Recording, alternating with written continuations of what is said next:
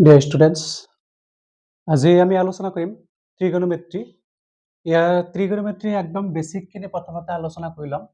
এতিয়া ত্ৰিগোণমিত্ৰী কোৱাৰ লগে লগে প্ৰথমতে মনত ৰাখিব লাগিব ইয়াত এটা সমকোণী ত্ৰিভুজ এটা, ঠিক আছে, সমকোণী ত্ৰিভুজ। ধৰি লৈছো ত্ৰিভুজটো ABC, ওকে। ABC এটা কি সমকোণী ত্ৰিভুজ। ইয়াৰে বি কোণটো হ'ল 90 ডিগ্ৰী। এটা আমি 90 ডিগ্ৰী বুলি কনসিডাৰ কৰি লৈছো, ঠিক আছে। এতিয়া চোৱা, আমি এইটো যদি 90 ডিগ্ৰী হয় বাকি দুটা কি হ'ব, একিউট এংগল সূক্ষ্মকোণ হৈ যাব। এতে এ আৰু সি এংগলটো হ'ল একিউট এংগল। এতিয়া আমি ত্ৰিগোণমেট্ৰিক ৰেশিঅ'খিনি জনাৰ আগতে জানিব লাগিব কোনটো পাৰপেন্ডিকুলাৰ হয়, কোনটো বেস হয়, কোনটো হাইপোটেনিয়াস হয়, অৰ্থাৎ কোনটো ভূমি, লম্ব, কৰ্ণ কোনটো হয় আমি এইটো জানিব লাগিব। এইটো সদায় মনত ৰাখিবা কি, যেটো সমকোণটোৰ বিপৰীত বাহুটো সদায় কি হয়, কৰ্ণ, ঠিক আছে। সমকোণ যেটো থাকিব 90 ডিগ্ৰী যেটো থাকিব তাৰ বিপৰীত বাহুটোই হ'ব কি, কৰ্ণ। অৰ্থাৎ ইয়াতে AC হ'ল কি, AC টো হ'ল কৰ্ণ। তাৰ পিছত এতিয়া আমি যেটো সূক্ষ্মকোণ কনসিডাৰ কৰিম, সাপোজ আমি সূক্ষ্মকোণটো ইয়াতে ধৰি লৈছো A কোণটো আমি ধৰি লৈছো, ওকে। সূক্ষ্মকোণ হিচাপে ধৰি লৈছো A, এটো থিতা বুলি যদি ধৰি লও, তেতিয়ালে এই সূক্ষ্মকোণটোৰ বিপৰীত বাহুটো হ'ব লম্ব। এই সূক্ষ্মকোণৰ বিপৰীত বাহুটো কি হ'ব, লম্ব। যদি আমি কেতিয়াবা যদি C এংগলটো ধৰি লও তেতিয়া সেই ক্ষেত্ৰত AB টো হলে হয় লম্ব। কিন্তু এই ক্ষেত্ৰত যেহেতু আমি কোণটো ধৰি লৈছো A কোণ, গতিকে A কোণৰ বিপৰীত বাহুটো হ'ব কি, লম্ব। এতিয়া এই তলা বাকি যেটো বাহু যেটো বাকি থাকিল AB, এটো হ'ব ভূমি, ঠিক আছে। অর্থাৎ এই কর্ণ যেটো থিতা কোণৰ লগত কি আছে, যেটো কোণৰ লগত লাগি থাকিব তাৰ সংলগ্ন যেটো কি থাকিব, বাহু থাকিব, এই বাহুটো হ'ব ভূমি। অর্থাৎ ইয়াতে AC কৰ্ণ, AB ভূমি আৰু BC হল লম্ব, ওকে। এতিয়া ত্ৰিকোণমিতিক ৰেশিও বিলাক কেনেকৈ আহিব, প্ৰথমতে আহিব কি সাইন, আমি শর্ট ফর্মটো লৈছো। এবার সাইন আমি যদি এঙ্গেলটো যদি এটু লও থিতা বুলি কনসিডার কৰো বা এ কোণ বুলি কনসিডাৰ কৰো, একই কথা। সাপোজ সাইন এ বুলি ধৰি লৈছো, সহজ হ'ব সাইন এ। আমি সাইনটোত সদায় পাও লম্ব বাই কৰ্ণ, লম্ব বাই কৰ্ণ, ঠিক আছে। তাৰ পিছত কস, কসত কি আহিব, ভূমি বাই কৰ্ণ, ভূমি বাই কৰ্ণ। তাৰ পিছত আহিব টেন, এতে দিবা টেন,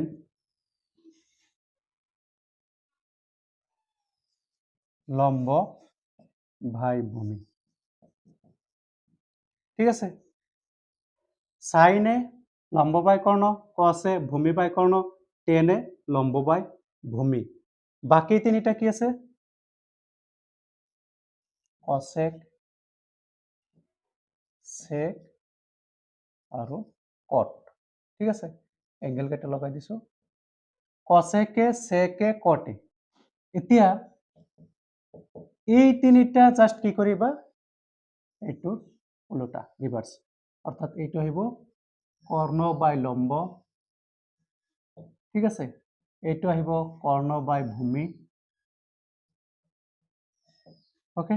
এইটো আহিব কি, ভূমি বাই লম্ব, ঠিক আছে। এতিয়া এইবিলাক যদি এই ত্ৰিভুজৰ ক্ষেত্ৰত যদি আমি বহাই দিও, এইটো কি পাম, লম্বটো ইয়াতে কি আছিলে, লম্বটা আছিলে BC, অর্থাৎ এইটো পাম BC বাই কি হ'ব, AC, BC বাই AC। এতে ভূমি বাই কর্ণ, ভূমি কি আছিলে AB, অর্থাৎ এইটো পাবা কি AB বাই AC। তাৰ পিছত এইটো কি আছিলে, লম্ব ভাই ভূমি, এতে লম্ব কি আছিলে BC, BC ভূমিটো কি AB, ঠিক আছে। এইখিনি হ'ব, এই ত্ৰিভুজৰ ক্ষেত্ৰত এইটো পাবা।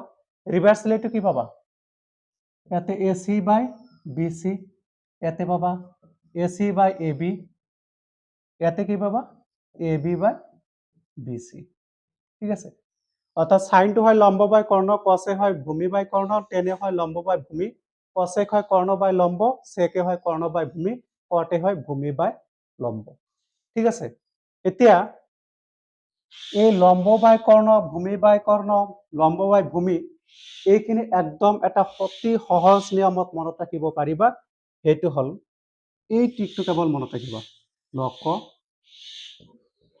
ভক